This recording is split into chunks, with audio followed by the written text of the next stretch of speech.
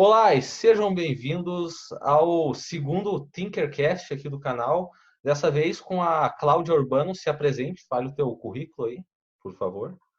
Eu sou a Cláudia, eu sou professora da Rede Pública Estadual Paulista. Eu tenho licenciatura em Química pela Unicamp, mestrado em Lógica e Filosofia da Ciência pela Unicamp, doutorado na Química Inorgânica pela Unicamp, pós-doutorado em Biotecnologia pela Faculdade de Engenharia Química da Unicamp.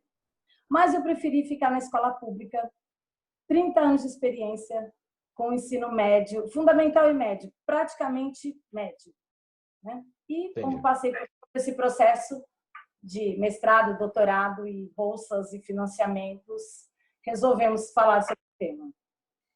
Isso aí. Então, aí um currículo bom, né? Eu diria, no mínimo.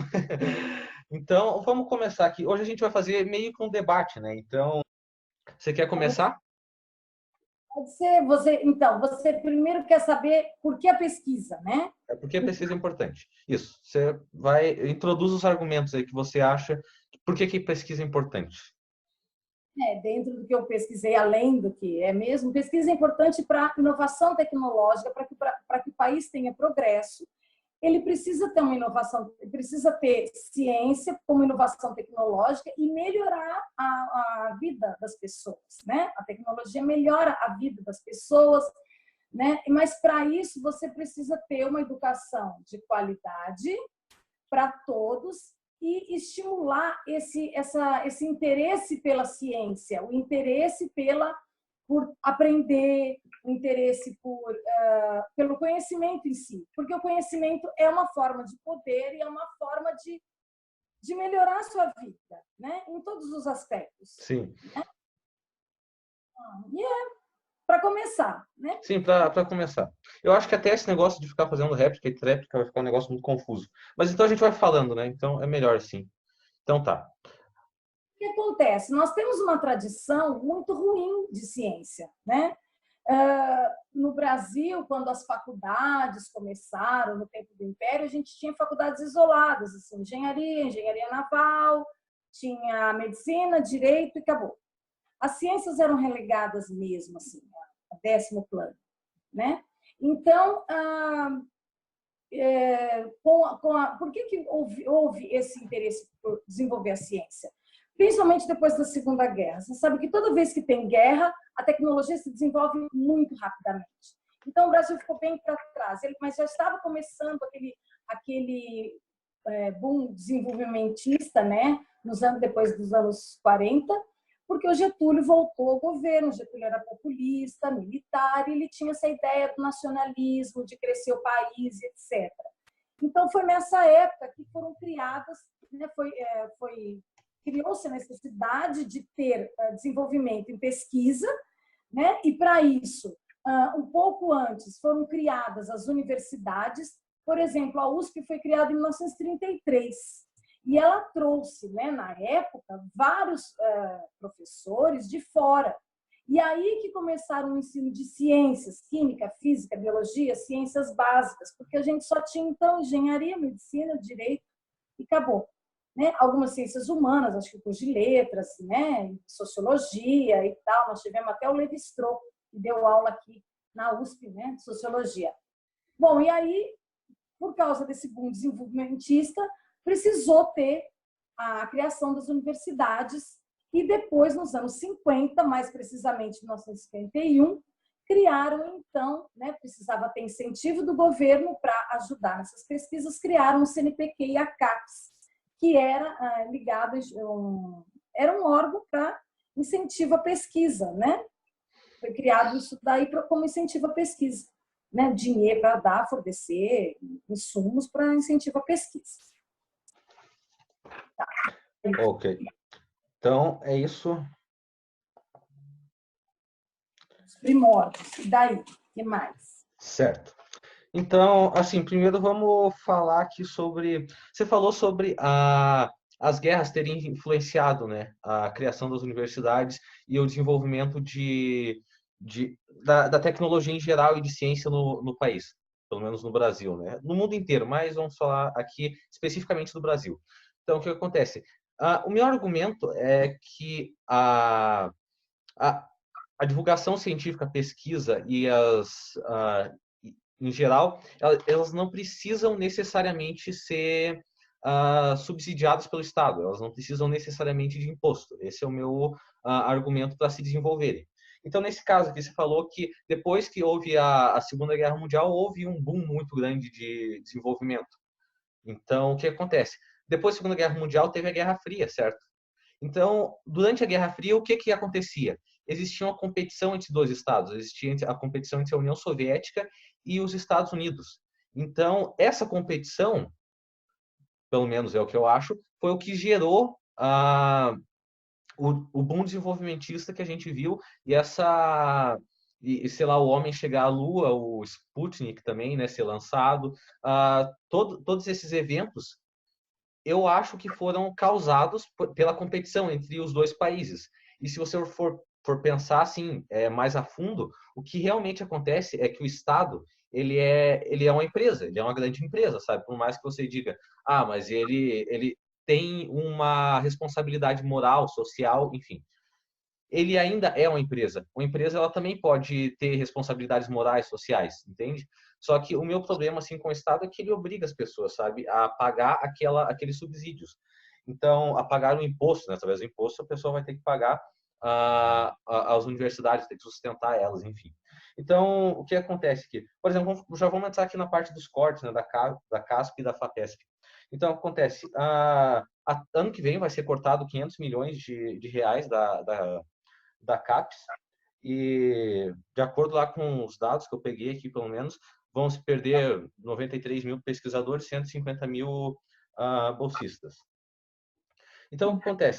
Primeiro, assim, o argumento principal, eu acho, não sei se é o teu também, mas assim, o principal argumento contra o corte nas pesquisas, quer dizer, nas pesquisas não, mas de subsídios, né, para as pesquisas, é que você poderia estar cortando os privilégios dos políticos. E é basicamente isso. Então, o que acontece? É óbvio, eu concordo, sabe? Que você tinha que cortar tudo, esses privilégios, sabe?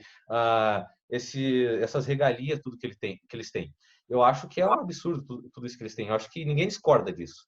Mas o ponto é que na política a ciência não é prioridade para os políticos, porque eles a ideia é que a política ela vai sempre beneficiar os piores. É uma coisa que o Milton Friedman falava.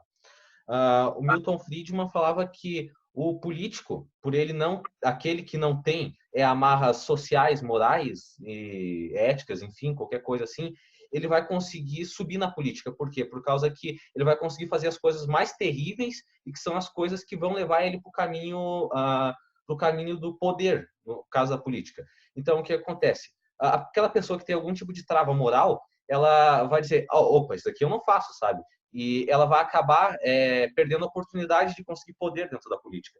Então, esse é um dos argumentos que eu também dou. Então, no caso aqui no governo Dilma, ela é de 7 bilhões, né? Que é a CAPESP. Eu estou pegando a CAPESP, a CAPES, no caso, como principal exemplo.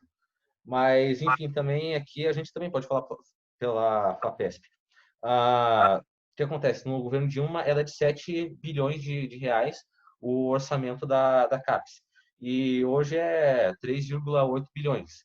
Então, teve aí uma diminuição de 3,2 bilhões, né? Então, o que acontece?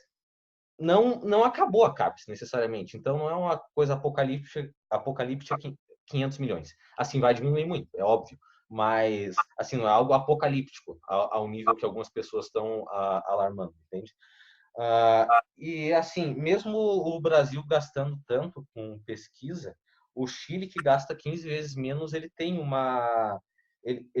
mais artigos na Nature do que o Brasil, mais artigos científicos. Então, o que acontece? No caso, não estou dizendo que pesquisa não é importante. O que eu estou dizendo é que o sistema da CAPES não está funcionando, e da FAPESP também não, mas enfim, da CAPES especificamente não está funcionando, e ele está gerando muita despesa e está trazendo pouco resultado. Então, assim, o que eu quero dizer é que será que se fosse privado não seria melhor? E será que, já que ela sendo uma empresa estatal, que ela está sendo ineficiente. Você colocar mais dinheiro nela, você não estaria simplesmente jogando dinheiro fora, por mais que, e assim, por exemplo, eu estava acessando lá os sites da CAPES, e assim, o acesso à informação lá do site sobre o orçamento é muito confuso, sabe? O site é completamente confuso. Ele não especifica os gastos, por exemplo, ele fala sobre as viagens, as diárias dos estudantes, lá que eu até te perguntei, né, que era doutorado, sanduíche e tal. E assim, ele não especifica exatamente como que foi, e sei lá, tem muitos casos lá que até eles compraram a passagem e tal, e o bolsista não foi, então o que eu quero dizer é que tá tendo uma ineficiência e eu acho que você simplesmente colocar mais dinheiro não vai ajudar. E é isso, então. Então, é bem complicado. A CAPES só fornece a grana, tá? Em princípio. Essa grana vai para as universidades, e as universidades é que vão se organizar. Então, o negócio é mais complicado. Então, primeira coisa, a CAPES foi criada para incentivo, tá? Incentivo à pesquisa, nos anos 50. Então, nos anos 50, por que foi criada uma instituição estadual para financiar os estudos? Porque naquela época, estávamos na época Getúlio e era uma política nacionalista, tá? E não se engane que mesmo no primeiro mundo, o Tio Sam investe tanto o governo quanto o privado. Inclusive na época da NASA, lá na época do Apollo, era grana do governo também. Muita, muita. A NASA tinha naquela época um orçamento 300 mil vezes maior do que ela tem hoje. Tá? Então, é uma coisa muito mais complicada. Então, a CAPES e a CNPq fornecem dinheiro para a universidade, porque para você ter uma instituição de pesquisa, olha, eu li lá em algum lugar, destaques da instituição, um corpo docente com dedicação exclusiva. Então, não é que ela é confusa, não é que ela não está funcionando, ela só fornece o dinheiro.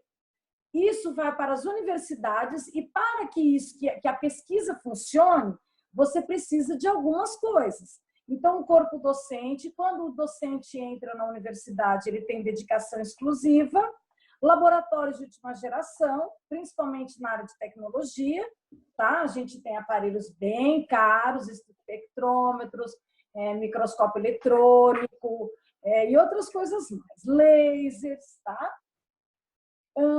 Nós temos uma política interna de apoio à pesquisa, né? Porque o difícil, até eu peguei um dos artigos aí, que o inglês, isso não é um problema nacional, um problema nacional, que o inglês, isso acho que no século XIX, foi explicar para a mãe que ele trabalhava na universidade e que ele recebia um dinheiro para estudar e pesquisar. Mas, meu filho, quem é que paga isso? A universidade te paga para você ficar lendo e pesquisando? Então, primeiro, é difícil a população entender como é que você paga alguém para estudar, né? Porque nós não temos uma tradição em ciência, nós não temos o hábito de valorizar o conhecimento, né? Nós somos um país agrícola, até 1920, 20% da população sabia ler. Então, nós vimos dessa cultura, entendeu? Uma cultura agrícola, né? As pessoas estudavam até a 4ª série primária, que era, né, até o quarto, hoje até o 5º ano, né?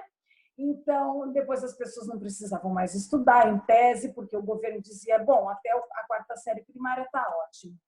Então, você precisa de algumas coisas, você precisa de verbas, que essas verbas vinham do Ministério da Educação para as bolsas, né, via CAPES, CNPq, formação de núcleos de pesquisa, né, porque você precisa de uma equipe para pesquisar, não é só o Joãozinho.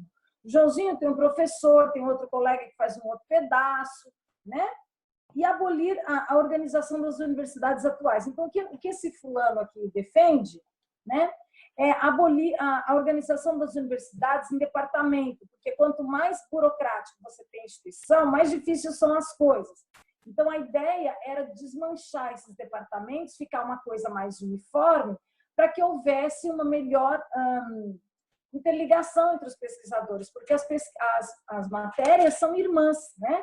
Elas se comunicam, né? A biologia com a química com a física. e assim por diante, né? Então, os congressos, para que existem os congressos? Justamente para trocar ideias, para trocar né, opiniões e tal, então tudo isso, né? Então, cria-se o CAPES e CNPq, e em 71 nós temos, então, o Conselho Nacional de Pesquisa. Lembre-se que, nessa época, estávamos ainda sob o regime militar, então, o regime militar tem como característica uma política mais nacionalista, tá?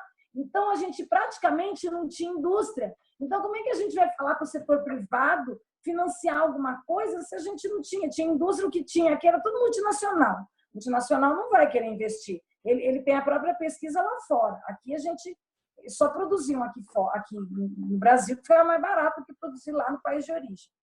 Então, olha, em 71 cria-se o Conselho Nacional de Pesquisa, né, o Conselho Nacional de Desenvolvimento Científico e Tecnológico. Então, assim nasce em 71 o sistema de pós que nós temos hoje, tá? De incentivo às ciências básicas, que até então eram muito primitivas, né? Porque a gente não tinha essa tradição. E lá no final do século XIX, o ensino médio praticamente não tinha química, física, biologia. Não tinha quem ensinasse. Então, tinha letras, matemática era praticamente as 4 operações, regra de 3, porcentagem, etc. Ninguém via matrizes e não sei o quê, não, nada disso. Via só matemática básica, não tinha assim grandes progressos, né? Então a gente passou a ter essa tradição maior em ciências, né? No ensino de ciências, ciências física, química, biologia, matemática, história, geografia, tá? Então a partir de 71, você vê que é uma coisa nova. A Unicamp foi criada em 66 e o objetivo da Unicamp era praticamente pós. Depois, na década de 70, que ela começou com os cursos de graduação, né? Com alguns cursos de graduação. Então, você vê que a gente é muito novo ainda nessa brincadeira, né? Não temos nem 50 anos ainda em pesquisa, assim, nesse sistema de pós e tal, é uma coisa muito nova. Tá? Entendi. Então, você falou sobre a administração, até fiz as anotações aqui, tá uma bagunça isso aqui. Oi, eu não te ouvi agora. Eu também estou com uma cola escrita. Tá. Não, eu fiz as anotações que você estava falando para eu poder falar depois, né, para não me esquecer.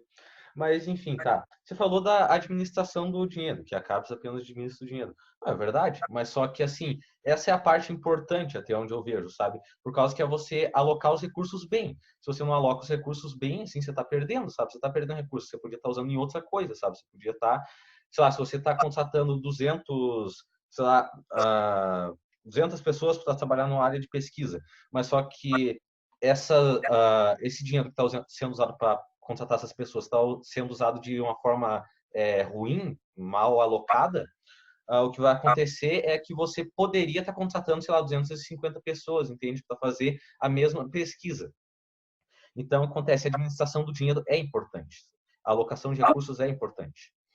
Então, o que acontece? Quando você tem uma empresa pública que faz isso, você diminui a divulgação científica. Por quê? Porque é necessário que a população entenda por que a pesquisa é importante, por que fazer ciência é importante, por que você entender o mundo através da ciência é importante. Porque a gente vive hoje no momento em que as pessoas elas estão negando muito ciência, com terra plana, com a teoria da conspiração, esse tipo de doideira, sabe? Então, assim, é necessário que a população entenda. Mas só que, assim, a gente não vai conseguir isso. Você falou alguma coisa aí? Só por causa que meu... Falo com esse negócio de aproximar a população. Existem alguns projetos. Existe e eles estão em vigência, pelo menos aqui no estado de São Paulo. Então, acaba de falar que depois eu falo desse negócio. Então, o que acontece é que, até onde eu vejo, tem uma diminuição assim de divulgação por parte dos pesquisadores e uma diminuição também de quantidade de divulgadores científicos no geral, porque assim os cientistas eles se trancaram em uma torre de marfim, sabe? Eles estão lá e eles não querem sair, eles não querem se comunicar com a população. Agora sim, com esses cortes, assim, você está vendo que eles estão querendo se comunicar mais para tentar evitar esse tipo de coisa, entende? Então, o que acontece? Eu acho que se você, por exemplo, tivesse umas universidades privadas e que fosse necessário para os pesquisadores conseguirem o dinheiro através da iniciativa privada, através de doação, tanto de pessoas, assim, tanto coletivo, quanto de empresas grandes, lá, multinacionais, ou quanto de empresas pequenas, microempresas, uh, todos esses cenários, eles precisando de dinheiro, eles vão ter que fazer uma divulgação maior, eles vão ter que se aproximar mais da população, fazer uma divulgação científica. É como se fosse uma campanha de marketing, sabe? Mas só que utilizando ciência. Eles vão ter que se utilizar da ciência para fazer uma campanha de marketing para conseguir arrecadação para a pesquisa, entende? Então, o que acontece? Eles poderiam viver de arrecadação voluntária se se fosse privado, por causa que eles deveriam, seria necessário para eles praticar uma divulgação mais eficiente e também em quantidade também maior. Teriam vários Neil deGrasse Tysons e vários Carl Sagans no mundo, assim, se fosse dessa forma. Então, eles precisariam fazer essa divulgação. Deixa eu ver aqui.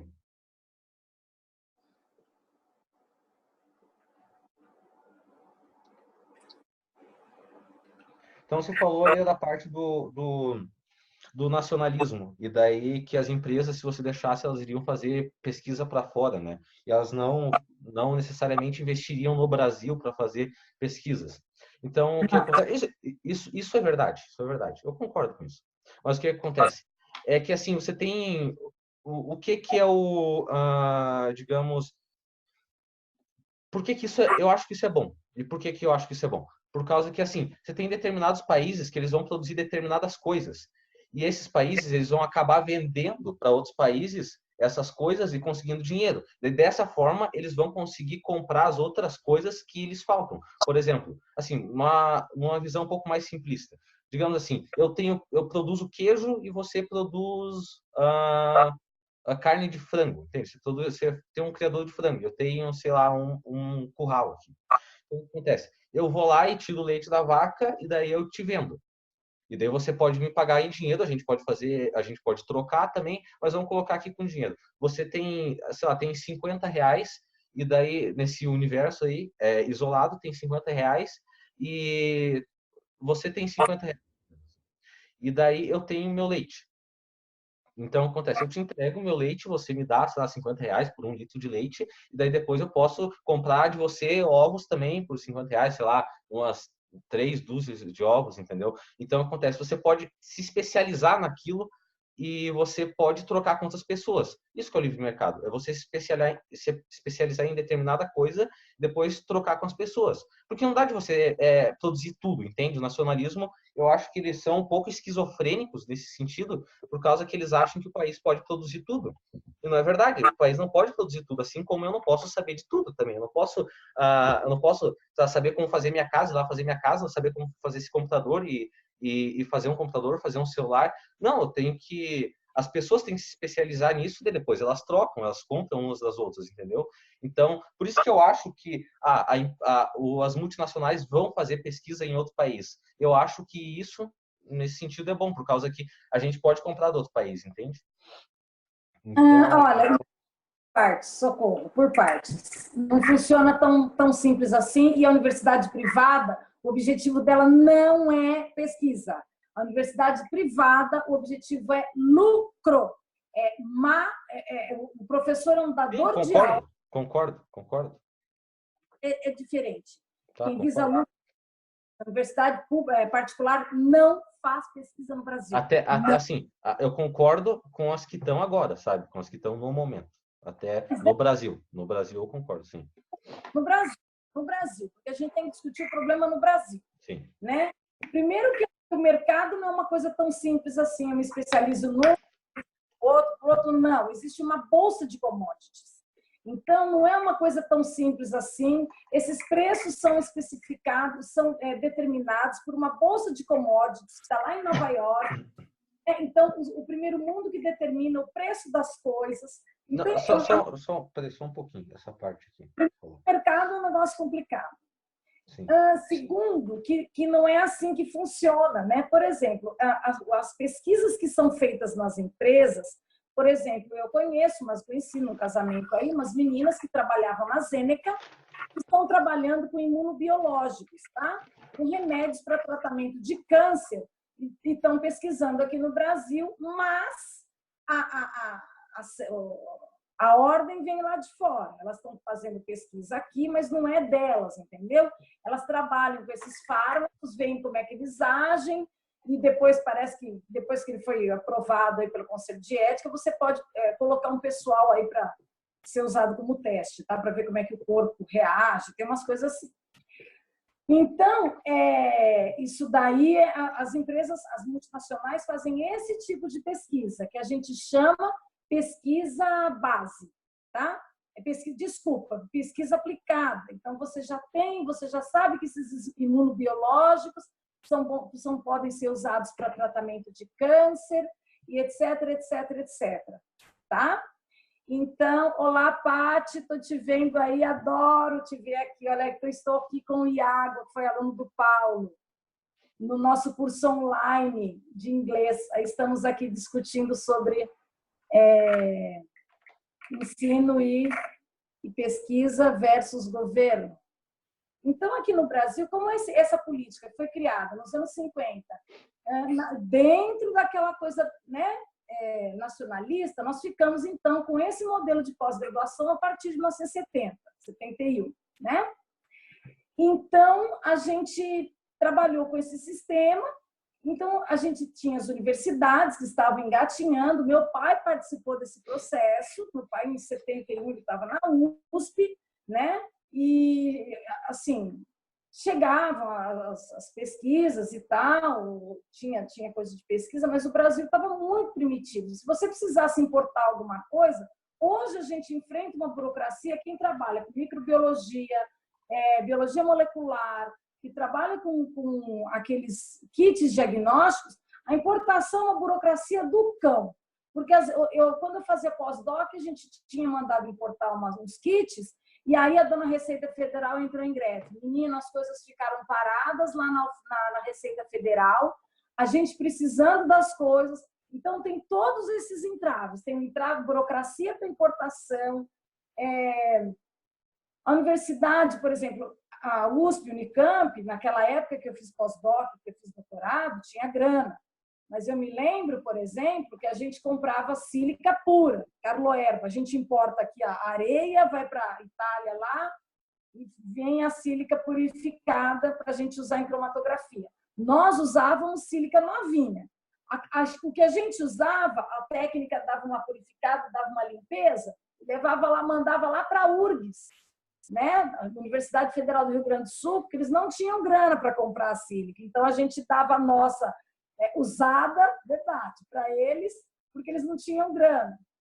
Eu trabalhava no laboratório de orgânica, que a gente gastava 1 cilindro de argônio por dia. 1 cilindro custa uma fortuna, não sei exatamente. Então, são esses entraves, entendeu, na política, esses detalhes, assim, entendeu? E hoje a indústria, a empresa privada, que ou é multinacional, ela não vai querer investir, por exemplo, em pesquisa base, que é uma pesquisa, né? Por exemplo, quando o cara lá, por engano, descobriu grafeno, aí ele falou assim, meu Deus, né? Para que serve?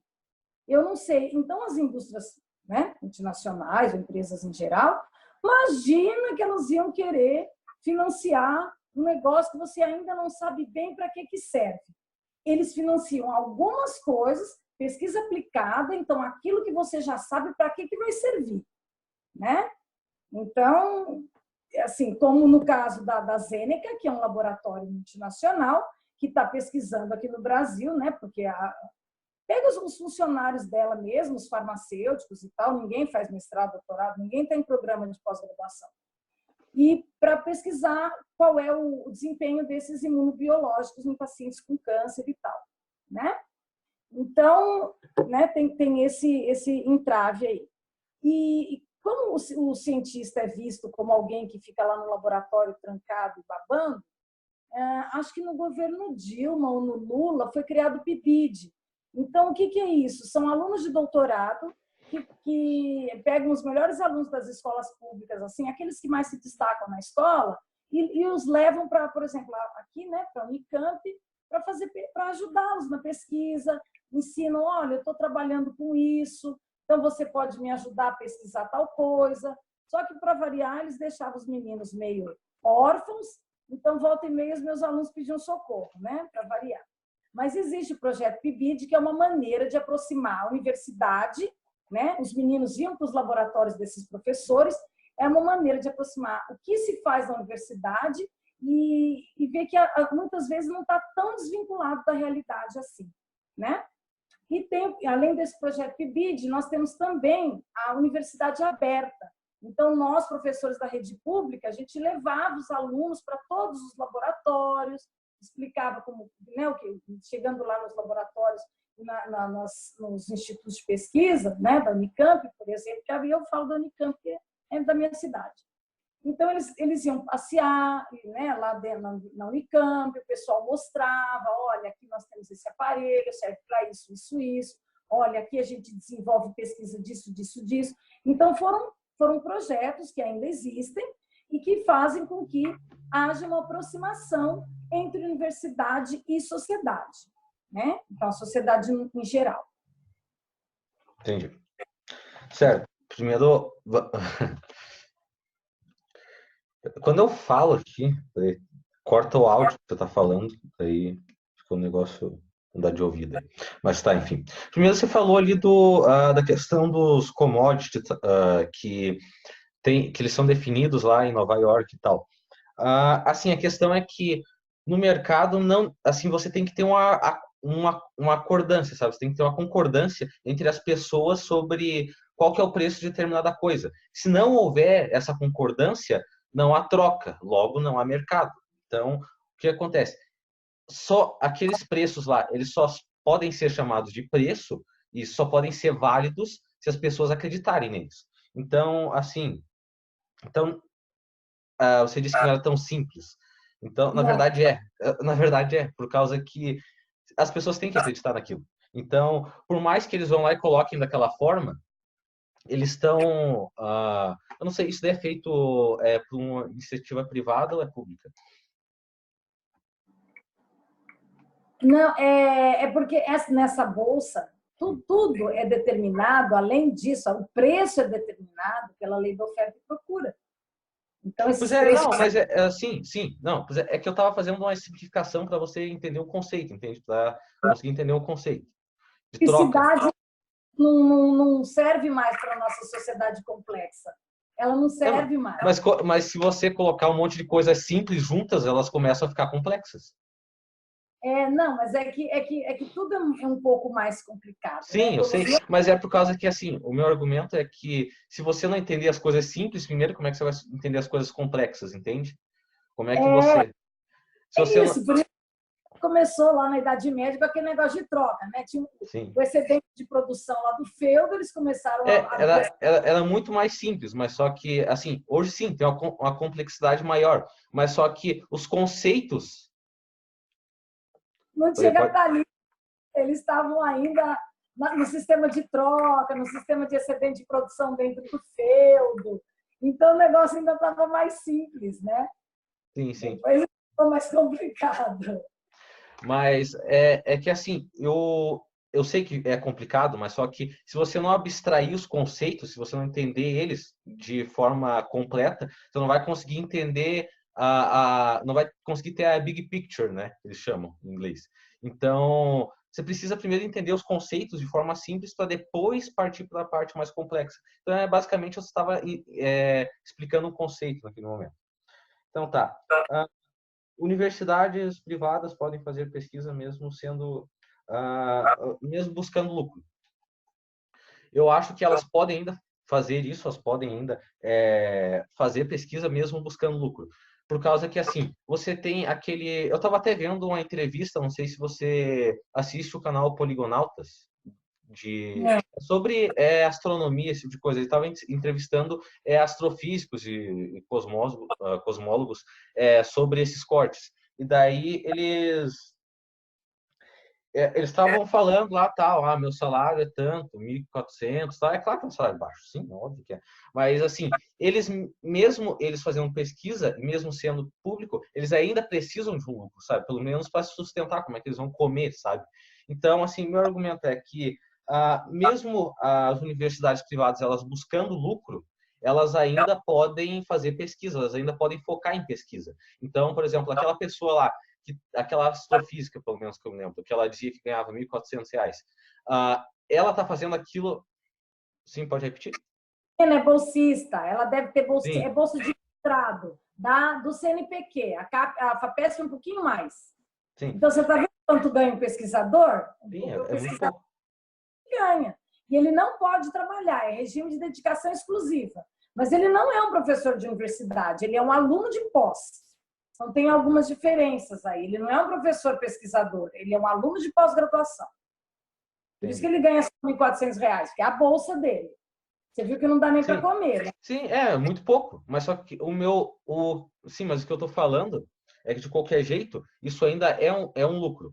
Então, eu estou dizendo que se você juntar essas pessoas que têm essa paixão, que têm essa gana por fazer ciência, mesmo ganhando esse absurdamente pouco, eu acho que você consegue fazer uma universidade privada que foque em pesquisa, sabe? Eu acho que se você juntar essas pessoas, elas mesmas, tendo ideias novas e inovando dentro da universidade delas, eu acho que você consegue ter uma universidade que vá conseguir prosperar na questão de pesquisas. Depois, Nesse ramo de astrofísica, por exemplo, não existe nenhuma faculdade privada de astrofísica. Primeiro que eles fazem cursos que vão dar renda, né? Então, engenharia, medicina. Olha, medicina na PUC. Não tinha lá uma coisinha ou outra, bem, e a PUC é uma das grandes privadas. Então, eles têm quase nada de pesquisa. Você tem que investir em laboratório, tem que investir em material humano, Estou te falando, o regime que o professor da escola privada que o professor é o pesquisador, ele é o que vai assinar a pesquisa. Então, o regime pelo qual o professor é contratado, ele é um dador de aula, ele ganha por hora aula. O professor da universidade pública, ele dá no máximo 8 a 10 horas aula por semana e o resto é dedicação, né? Pesquisa e orientação. Então, começa por aí. O regime pelo qual o professor da faculdade privada é contratado não dá tempo. Você tem que corrigir prova, você dá um monte de aula. Não é igual na universidade pública, que você dá 10 horas aula por semana. Na privada, eles dão 20, 30, 40. Igual no Estado, igual na escola do Estado. É trabalho escravo. É por hora aula. Ele é horista. Então, começa pelo regime do professor. É impossível fazer pesquisa nesse contrato, nessa forma de contratar o professor. Começa por aí o problema. E o aluno de pós, ele vai pagar a pós. Então, ele não vai ganhar 1.400, ele vai ganhar metade disso, porque por matéria, sei lá, era R$ 700, eu não sei quanto que está agora. Por matéria. Então, você imagina como é que é a brincadeira. Entendeu? Então, a faculdade privada não tem muitos cursos de pós estrito sensu, porque todos esses meninos bolsistas são pós-graduação estrito sensu. O estrito sensu é aquele que vai defender no mestrado uma dissertação e no doutorado uma tese, né? Então, não é um curso de pós lato sensu, que você vai fazer um ano e vai fazer um TCC, assim, simples. Não, é diferente, tá? O pesquisador é um pesquisador estrito sensu, né? Então, o professor que assina a pesquisa, ele tem que ter um projeto de pesquisa, ele tem que ter um laboratório, é uma estrutura que o cara precisa ter, né? Um projeto de pesquisa, né? As coisas foram se complicando depois que a pós começou a crescer dentro das universidades, sempre públicas, porque antigamente existia muito mais públicas do que privadas, né? Essa história de Anhanguera e não sei o quê, o Unip começou há muito pouco tempo, praticamente quando você nasceu. Antes disso, era praticamente faculdade pública, né? Então, entendeu? Aqui nós não temos essa tradição como os Estados Unidos, do pessoal doar para pesquisa. Não doa, não tem essa tradição, nós não temos essa valorização. Esse que é o problema. É um problema cultural nosso. Agora, que a gente está começando a ver, mas a gente não tem essa cultura. É muito complicada Eu a acho que tem brincadeira. que construir essa cultura. Eu acho que você ficar dizendo, a gente não tem essa cultura. É que nem aquele pessoal assim, olha que coisa legal isso daqui, olha essa tecnologia nova, olha essas coisas aqui. E daí chega lá e apresenta para o brasileiro dele. Não, porque brasileiro não presta para essas coisas, não sei o quê. Não é bem assim, sabe? Eu acho que você. No momento, tem que se criar, mas é que no momento não temos. Por isso que até agora o sistema que funcionou foi esse, que aí está, entendeu? Porque não temos, o empresário nosso não vai doar, porque ele Mas não vê necessidade. é, Ele não vê. sim. Ah, tem a parte ali que você falou da faculdade, de hoje o professor tem que trabalhar muito e tal. O que acontece é o foco, sabe? O foco da faculdade, no caso, ela é formar estudantes, é formar, quer dizer, profissionais. Ela vai focar para as pessoas conseguirem se sustentar. Normalmente, e até você pode, e tem até acho que eu até posso ver esses dados, mas eu vou até confirmar aqui na descrição do vídeo, mas enfim, ah, tem alguns dados que dizem que a maior parte das pessoas que entram em universidades públicas são pessoas que têm uma renda maior, que têm pais com renda maior. Por quê? Por causa que essas pessoas elas vão estudar em escolas privadas que vão ter um ensino melhor, mais qualificado, e daí elas vão ter elas vão poder poder competir com os outros alunos e ultrapassar eles e ter um desempenho melhor nas provas para conseguir essas bolsas e entrar nas universidades. Então, assim, o que sobra? Sobra aquela pessoa que não conseguiu passar, sei lá, não conseguiu ter uma bolsa, então ela vai acabar, e como ela normalmente vai ser mais pobre, ela vai acabar optando por fazer uma faculdade em que ela vai ter uma formação profissional e que ela vai conseguir se sustentar. O objetivo dela é se sustentar, não é fazer pesquisa. Então, por isso que o foco das faculdades no Brasil, ele é não fazer pesquisa, mas sim formar profissionais e formar pessoas que possam entrar no mercado de trabalho, por causa que a maior parte das pessoas que entram nessas faculdades são pobres e elas estão em busca de uma renda e não de fazer um bem para a humanidade, né? Fazendo pesquisa e esse tipo de coisa. E eu acho que assim a ciência ela pode ser inserida na cultura. A cultura não é algo imutável. Eu acho que você consegue mudar a cultura. Eu acho que, assim, como agora a gente está tendo um momento de muita mutabilidade, pelo menos ao meu ver, dentro da cultura do Brasil e do mundo, mas enfim, do Brasil principalmente, quando está tendo uma mutabilidade muito grande, eu acho que essa é a hora certa para se ter divulgação científica e para realmente mudar a cultura das pessoas para o lado da ciência, para desenvolver pensamento científico, pensamento crítico, para incentivar pesquisas, tanto monetariamente como moralmente. E assim, você disse que empresa grande, multinacionais não vão investir em pesquisa base. Então, assim, você tem, por exemplo, o Elon Musk, que ele vai lá e faz um monte de coisa maluca e que, assim, quando você vê de relance, digamos assim, parece um negócio meio sem sentido. Mas se você for ver, ele está desenvolvendo coisas que vão nos ajudar no futuro, entende? Então, são coisas que agora não vão ter um resultado imediato, mas no futuro sim vão ter um resultado imediato. Então, assim, no mundo inteiro você está vendo pelo menos tem algumas exceções, sim, mas pelo menos assim, uma boa parte do mundo. Exceção, né? Que ele faz uma pesquisa base lá das bobagens dos foguetes dele, das coisas lá, enfim, entendeu? Mas ele é né? Ele tem um outro problema ali, um problema isolado, entendeu? É uma coisa que deu certo. Não, mas assim, deixa eu só terminar de falar que eu ia falar sobre a questão ambiental também. Então, assim, é claro que você tem hoje, por exemplo, sei lá, negacionista do aquecimento global, mas se você for comparar com, sei lá, 40 anos atrás, você tem muito mais pessoas que estão informadas sobre o aquecimento global. E se você parar para pensar por um tempo, assim, eu estou falando do aquecimento global como uma coisa análoga, né, à pesquisa científica.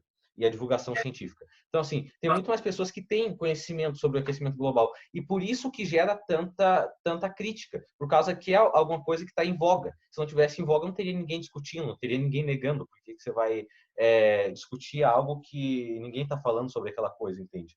Então, assim, eu acho que a gente está melhorando nesse sentido e que, sim, é possível fazer, mudar a cultura das pessoas para se ter uma cultura de ciência no país. E assim, Não, educação científica existe através dos livros didáticos, mesmo o livro didático mudou completamente, justamente para abordar sistemas CTS, ciência, tecnologia e sociedade. Você pode ver que no seu livro didático sempre tem alguma coisa escrita, olha, isso aqui foi descoberto, papapá, papapá, sempre tem um texto no livro.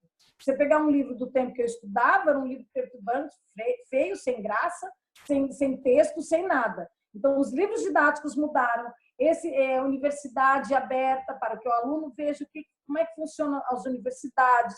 O aluno da escola pública vai às universidades, tem esse projeto Universidade Aberta, tem o projeto PIBID. Então, já existe uma divulgação científica para dizer o que fazem os malucos que ficam lá nos vidrinhos dentro dos laboratórios. Então, existe isso já.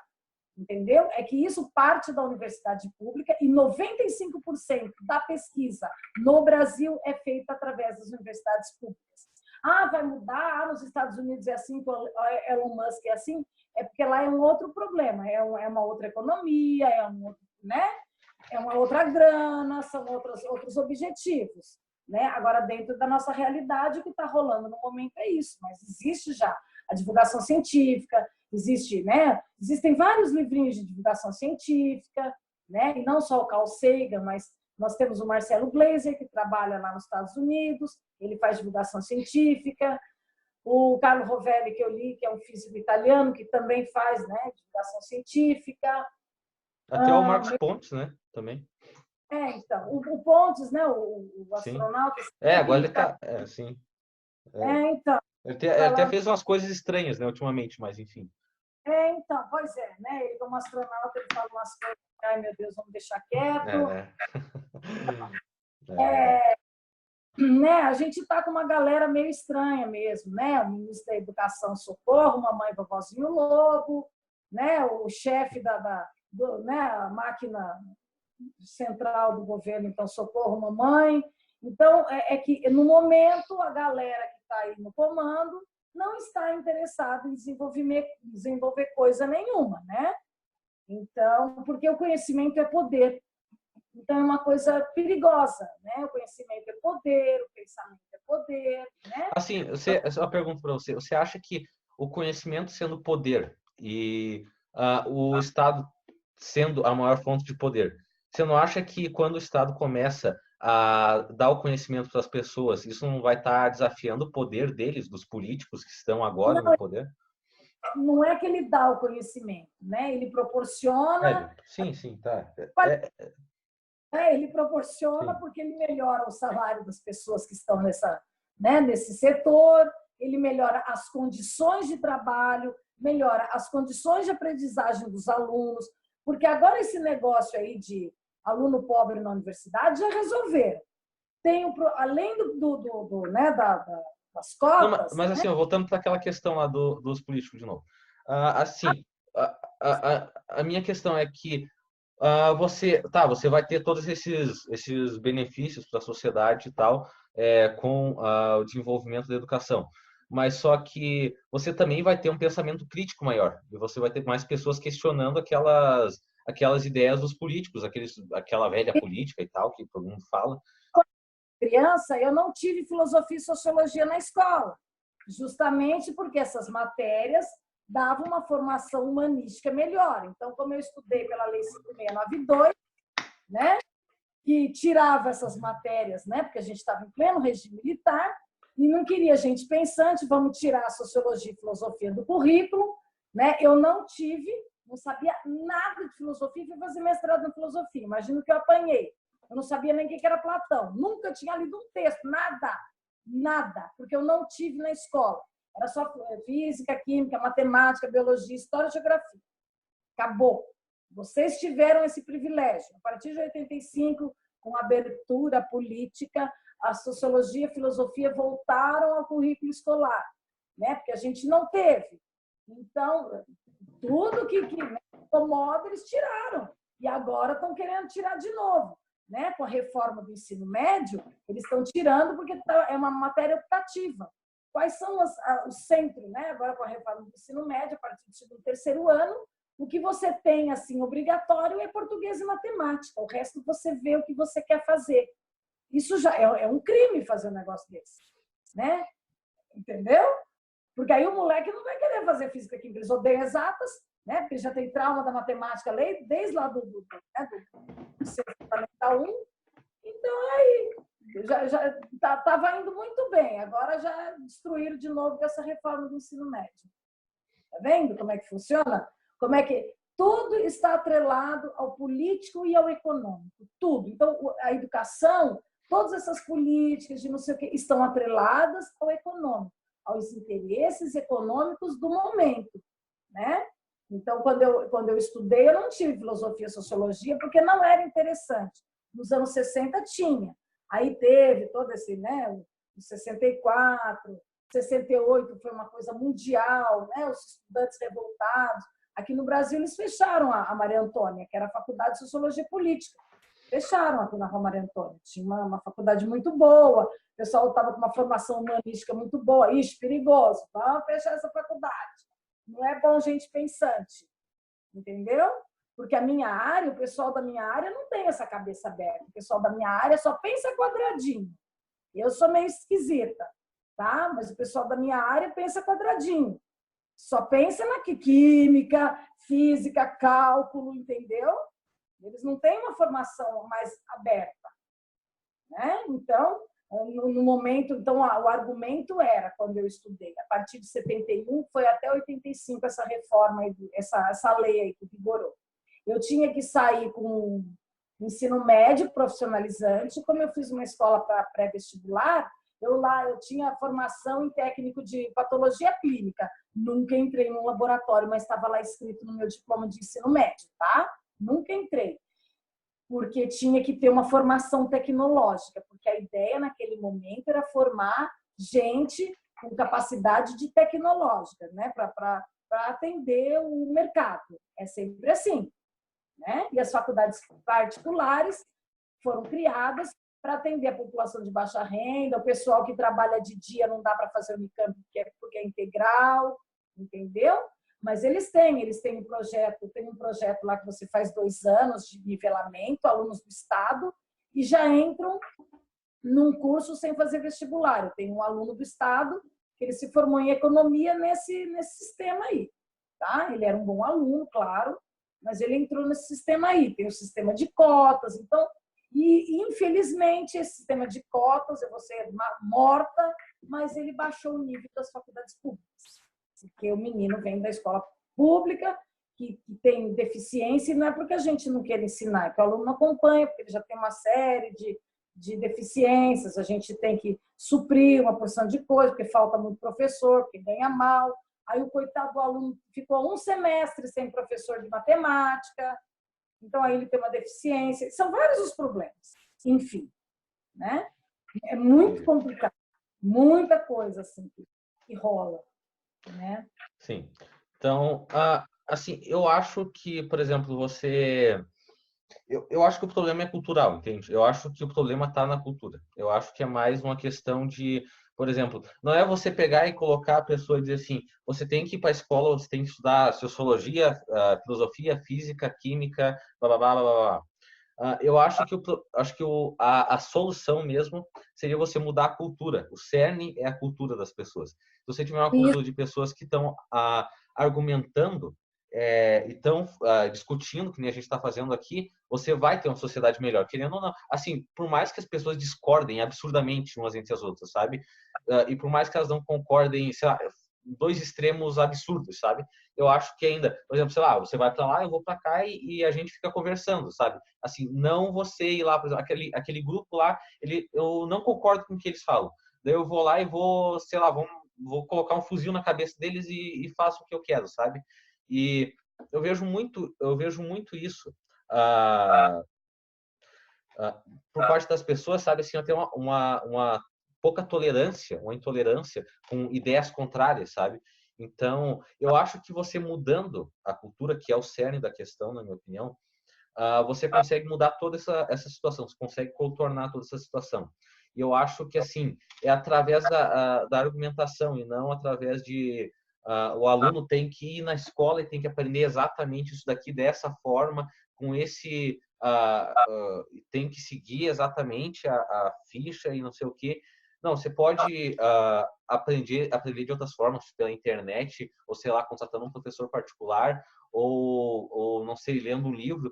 Todas essas coisas contribuem para o conhecimento. O conhecimento não é só ir na escola e fazer prova, fazer trabalho. E às vezes, muitas vezes até você faz muita coisa sem sentido na escola. Que nem, por exemplo, agora eu estou no ensino médio, daí às vezes você tem que ficar fazendo cartaz, fazer desenho no cartaz, não sei o quê. Assim, eu não estou interessado em fazer desenho, sabe? Por exemplo, eu acho muito fascinante biologia, mas assim, eu não acho legal, eu não gosto de desenhar, sabe? Então, não dá de estudar o bruto da questão, sabe? Estudar a biologia de uma forma assim, o bruto da biologia tem que ser realmente, sei lá, dessa forma, sabe? É isso que eu questiono. Então, eu acho que você tem uma sociedade que ela tem um diálogo, que ela argumenta e que ela tem um pensamento científico, eu acho que acho que essa vai ser a solução, sabe, para todos esses problemas. Então, você, deixa eu continuar Nossa, o aqui. Instagram estourou aqui, só sobrou nós no Zoom aqui. Ele tem Voltei. Ele tem um tempo aqui. Eu vou continuar é, essa live. o que eu faço? Ponho concluir? Concluir, eu vou começar de novo aqui, daí você entra de novo, do mesmo jeito lá. Ah, tá legal. Então, mas entendeu? Mas é super legal isso. Mas aí o que acontece? Iniciar transmissão ao vivo. Aí você que vai começar, né? Ao vivo Isso, já agora. comecei, pode entrar lá. Iniciar transmissão ao vivo agora. Entro aqui, vamos ver. O Isso. IAD, peraí. Aí. A pessoa. Entrei, pronto. Entrei. Lá, solicitar. Pronto. Certo. Deixa eu ver aqui. Então, é super legal essa discussão, né? E acontece que o que não existe a curiosidade da galera de pesquisar, de procurar. Eu tinha alunos, mas assim, de 900 que eu tinha no ano, quando eu tinha 25 salas, você imagina ter 25 salas, né? Porque eu trabalhava manhã, tarde e noite, né? Assim, é outro problema, né? Por causa que você vai estar dando. É que nem tem. Eu não sei se você já viu aquele canal também do Prince A. Já ouviu falar? Eu quase não vejo YouTube, porque Sim, eu ando muito, eu bato muita perna. sim. Então, É, só deixa eu falar isso aqui, você pode continuar depois.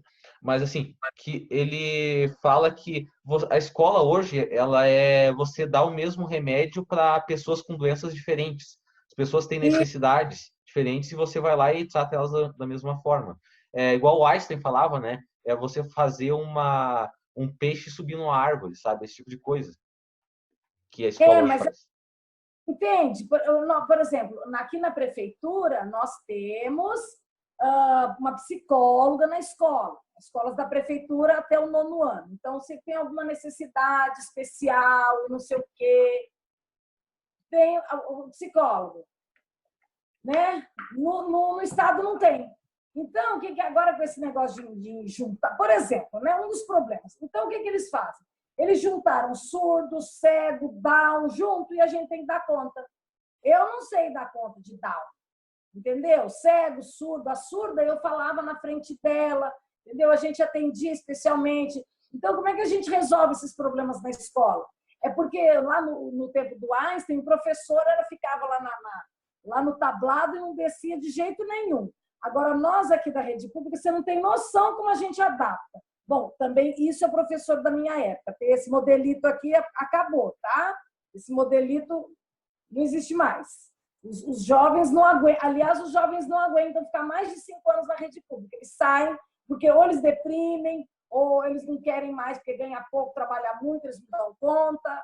Infelizmente, tá? Mas a gente procurava. atender, pegava um menino, o mais esperto, juntava em grupo, pedia para o amigo ajudar, sabe essas coisas? Ajudava a suprir as dificuldades, ver o que está acontecendo. A gente conversava com o aluno em particular, coisa que não existe mais, mas a gente fazia isso. Tem o coordenador também ajudava, né, na escola, tudo porque a gente achava que tinha que ser feito. Né? E não por causa que tinha um burocrata lá falando que isso tinha que ser feito. Eu nunca liguei para diretor, porque o diretor meu da minha escola, do Vitor Meirelles, era um banana. Então, a gente resolvia as coisas na escola, na sala, principalmente porque ele nunca estava lá. Ele tinha que entrar às 7, ele chegava às 9h30. Aí ele deixava o portão aberto, às vezes os alunos fugiam. Então, a gente sempre resolveu os problemas sem direção.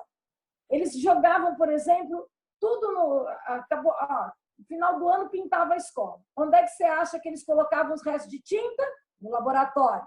Eu pegava uma caixa, pegava os reagentes, levava tudo para a sala de aula. Eu nunca pedia, eu pedia só a chave. Pedia para a faxineira, me dá a chave do laboratório.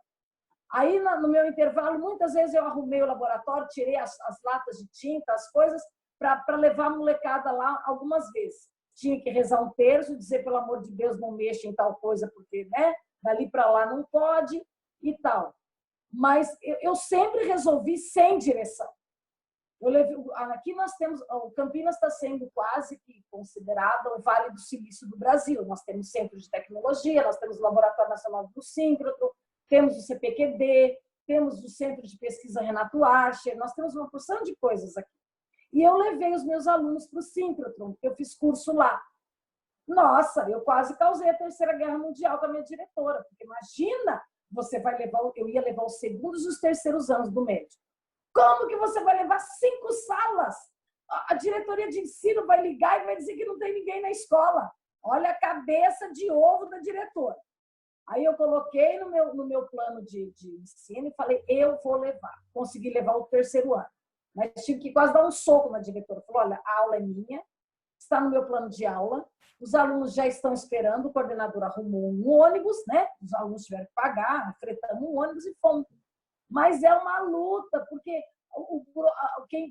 quem manda, diretor de escola, é aquela professora primária que não quer se aposentar como professora primária, faz pedagogia, faz administração escolar. Porque pedagogia agora ela é obrigada a fazer para dar aula para criança. Então, ela faz administração escolar, então, geralmente, são as NUM. Elas têm 2 neurônios na cabeça. Então, é um inferno. E a burocracia é um negócio chato, né? É um negócio terrível. Muito. Aí brigavam comigo porque eu levava jornal na sala, disse que eu não dava aula. O que eu fazia? Eu levava o meu jornal, porque naquele tempo eu assinava papel. Quando teve o Nobel de Física, o Nobel de Química, eu lia para os alunos, explicava o que era aquilo, porque não tinha ninguém ali para explicar aquilo para eles.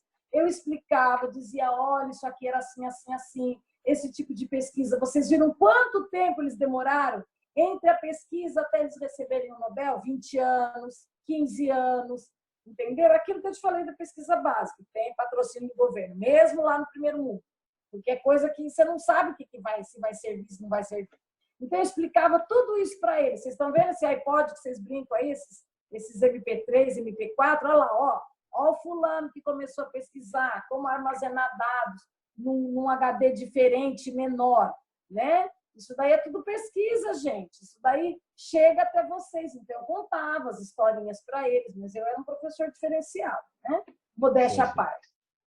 Né? A maioria não faz isso, não.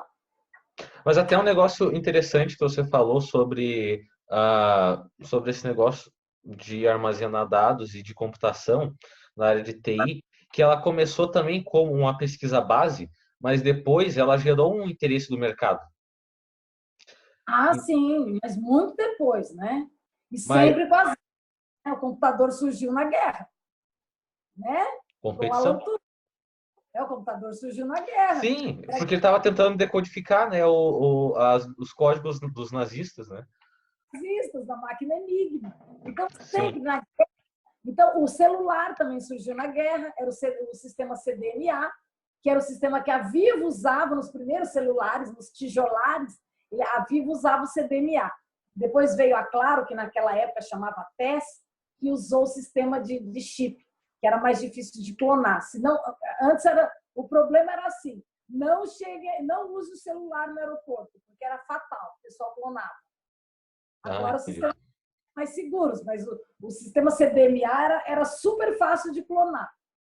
Tanto que tinha o pessoal lá da engenharia elétrica na Unicamp, que fazia telemática, isso nos anos 90, começo dos anos 2000, era facílimo clonar celular, porque todos os sinais iam para uma central. Sim. Então era muito fácil. Depois que isso só para eu ver um negócio aqui. O primeiro, aquele negócio de cartão com furo lá do Pascal, que ano que foi aquilo? Sim. Você sabe que ano foi? Então, lembra? A loteria está assim também. É que antigamente o computador não tinha boot para inicializar. Não, estou falando lá do começo, lá da primeira. Só tem que ver isso aqui, peraí. De Hollerith, acho. No final do século XIX, acho que era uma máquina perfuradora de cartões. É isso. Fazia cálculos, né? É porque era uma forma de ler os dados, né? Quanto tempo demorou para isso começar a virar um negócio que o mercado começou a ter interesse, assim? Não sei, porque os computadores eram grandes, né? Quando eu entrei na Unicamp, tinha um computador que ocupava quase a minha casa inteira, tinha 256K, era o PDP-10. E o pessoal usava perfuradora de cartão. Então, cada linha do programa era um cartão perfurado. Não tinha microcomputador, não existia. Microcomputador dos anos 80. Não tinha. O pessoal da computação dormia no CPD, porque durante o dia esse computador cuidava da burocracia da Unicamp, horário, tudo que precisava imprimir. E tinha só nas secretarias os terminais ligados a esse computador. Aí tinha o IBM 1130 lá em cima e o PDP-10, eram enormes. Então tinha que ter uma fita enorme para inicializar. Não tinha o tal do boot do computador que a gente tem hoje. Não tinha. Era tudo com fita, um cartão magnético, um não sei o quê. Nossa, é bem rústico, né? Que ano que foi isso? Que ano que você começou lá? Era rústica a brincadeira. Era rústica. E aí, à noite, o pessoal da computação rodava os programas, porque aí liberava, a Unicamp ia dormir, não tinha curso noturno. Aí o pessoal dormia ao relento para esperar a listagem que saía, dos programas. Aí tinha os caras que perfuravam todos os cartões. Aí, deu um erro aqui. Aí saía a listagem. Isso aqui deu um erro. Aí ela procurava a linha, contava o cartão. Ô, moço, você perfura esse? Posso perfurar esse aqui de novo, que deu erro? Vou perfurar do jeito certo. Aí escrevia, conforme escrevia lá no terminalzinho, furava, e aí rodava o programa de novo. Era assim. Não tinha monitor, não tinha nada, era tudo... Saía a listagem naquela impressora... Ai, não é de jato de tinta, é aquela outra antiga, esqueci. É matricial. Era assim. Sei. Era primitivíssimo. Nossa. No computador a gente foi ter nos anos 90. E era ruim. O meu não tinha nem processador matemático, meu primeiro computador. Era só escrever. Ele não tinha processador, não fazia conta. Então não tinha planilha de Excel, não fazia conta porque ele não tinha processador matemático. Que loucura, nossa. Sim, era. Meu pai... Eu acho que, assim, a maior parte das pessoas da minha idade não consegue imaginar isso. É impossível. Não, é impossível. Você conheceu o disquete? Disquete? Não. Eu sei o que é, mas nunca usei. Drive. Quando eu entrei no doutorado, é que eu joguei fora na minha reforma. Eu tinha bolachudo ainda. Era de 512 e era grandão, assim, super batinho. Depois veio os quadradinhos de 1,44 mega. Tinha de baixa densidade e de alta densidade. Aí você já é da época do CD e do pendrive. Não, pendrive foi nos anos 2000 e pouco. Pendrive é uma coisa moderna. A gente era disquete. Minha tese estava toda em disquete. Eu joguei fora, está aqui no meu computador. Onde é que eu vou pôr disquete? Não tenho mais. Né? Sim, então, você nossa. E eles tinham uma memória bem limitada, né? Eles tinham uma memória bem limitada, né? Mas é que os programas também não eram muito... Né? Os programas, à medida que eles vão ficando mais complicados, eles vão precisando de mais memória. Sim. Imagina. Você fazia manutenção do teu próprio computador ou não? Eu tinha um menino aqui que era amigo das crianças aqui, ele fazia, mas eu entendia bastante. Ele que vinha Até, aqui, até porque só para fazer texto, por exemplo, não deve ser um negócio muito complexo, né? não dava problema, assim. Mas Sim. depois, né, nos anos 2000, quando eu entrei no pós-doc, eu mandei montar um computador. E aí, à medida que os dispositivos ficavam obsoletos, eu mandei trocar, porque eu mandei montar e eu mandei deixar espaço, né? E a minha bateria está morrendo. Deixa eu ver se eu carrego aqui do celular. Eu vou ver se eu carrego, porque eu. Tá. Peraí, pronto. Aí, então, a gente. Eu deixei espaço assim para montar, então eu troquei memória, né? Troquei a memória, eu trocava.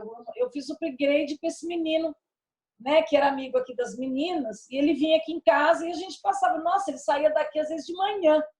A gente ficava Nossa, de madrugada. Porque tinha que botar os programas de novo. E os meus programas de química, que era naquela base do disquete, tudo zipado, menino, era mas só eu. como que era programa de química nisso? Como é que funcionava esse programa? Não, a gente usava o Orange, que você acha hoje o Orange, mas numa versão muito mais nova, muito melhor, que era para fazer gráfico, porque o Excel é primitivo, né? A gente fazia uns. O Orange é um programa de gráfico, de coisa assim, e a gente pegava o Peraí, o sinal do Excel aparelho. é primitivo? É, Você a acha? gente é simples, é para gráficos de gente normal. A gente Entendi. pegava, por Ah, exemplo, tá. gráficos do aparelho, né? O aparelho fornecia lá um gráfico, fornece lá um fluxograma, um negócio que sobe e desce. Eu trabalhei com voltametria cíclica, com algumas coisas doidas, com eletroquímica. Então, ele pegava esses dados, esse gráfico, né, que às vezes era uma ondinha, às vezes era escadinha, então, e ele fazia uma transdução via linguagem ASCII2, na época. Hoje deve ter coisa melhor. Sim. Então, a gente, ele precisava ser. Eu nunca ouvi falar dessa ASCII-2. Eu vou até pesquisar isso daqui. Peraí. A população conhece, mas hoje deve ter uns negócios mais recentes, tá? Porque era um transdutor para transferir o dado Sim. do aparelho, né, do software do aparelho para o gráfico. Depois a gente tinha que pôr aquilo na tese, jogar no Word, né, tratar o gráfico e jogar no Word. Sim. Isso é tese. A tese tem gráfico, tem não sei o quê. Então, a gente precisava desse coisa. E tinha o que fazer as reações químicas com gás, com não sei o quê, que era o Chemsketch. Hoje tem o Chemsketch, Chemstudy. Então, era tudo. E ele falava: nossa, esses seus programas tudo zipado, porque era tudo em disquete, aí tinha que zipar, era um negócio horroroso, não existia CD ainda. E depois volta CD. Era uma loucura, uma loucura. E aí o Nossa. Samuel ficava em casa, o computador ficava no fundo, né? Porque naquele tempo não tinha internet assim grátis, barata, não, era só depois da meia-noite, né? Então a gente ficava lá arrumando o computador, reinicializando, não sei o quê, viu o pau que deu, fazia de novo. Era tudo primitivo. Já era um computador bom. Naquela época era o Pentium, era o melhor processador, era o Intel Pentium, era o melhor. Depois Sim. veio o dual-core, quadricore, aí vieram os Is, né? Esse meu aqui é um i3, tem até o i7, né? Então, é assim, né? Eu peguei um pouco desse progresso aí dos Tá. computadores. Que ano foi isso mesmo? Que eu não ouvi ali. O Falou. meu primeiro computador decente foi em 2002, que eu mandei Não, montar. mas essas gambiarra e tal. 98, 96, quando eu Nossa. fazia do Aham. gambiarra era bonita. Dava Mas, pau. mas é incrível tudo isso. Eu acho muito incrível isso. E não faz tanto tempo assim, né? Faz E que 20 anos por aí. estamos, É. não era tijolar. Então, a gente achava o máximo que a Claro, que naquela época era tese, você podia mandar mensagem do computador para o celular. A Vivo não tinha isso, mas a Claro tinha. Aham. era um progresso. Agora Celular, se acertasse na cabeça, matava, né? era um tijolar. Então, a gente falava, tô chegando, pum! Eu Era tava a vendo capa. até uma propaganda dos anos 90. Eu acho que o computador tinha o quê? 124 kbytes, eu acho que era.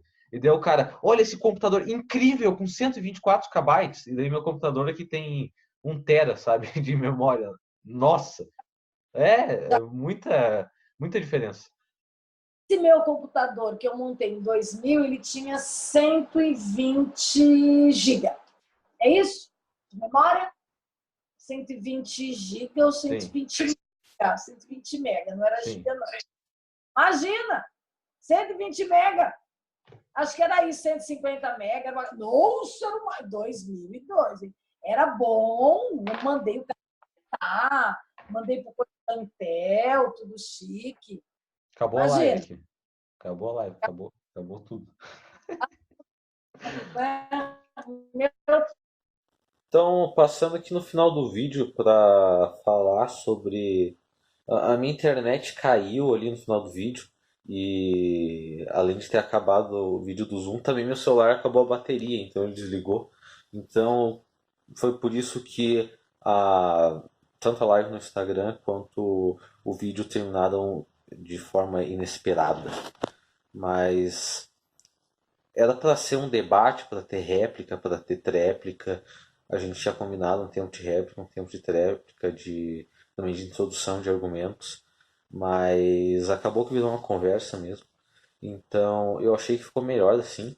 Mas ah, porque em determinados momentos você vai ter que falar mais do que está decidido. Então, por exemplo, na tréplica, às vezes você tem que falar muito mais do que na réplica, ou na introdução de argumentos, ou qualquer coisa assim. Então, eu acho que ficou melhor assim. E, enfim, acho que ficou bom o vídeo. E se você gostou, deixe seu like aí, comente aí o que você achou, se você acha que seria melhor um debate de verdade. E se inscreva no canal. E é isso, fui.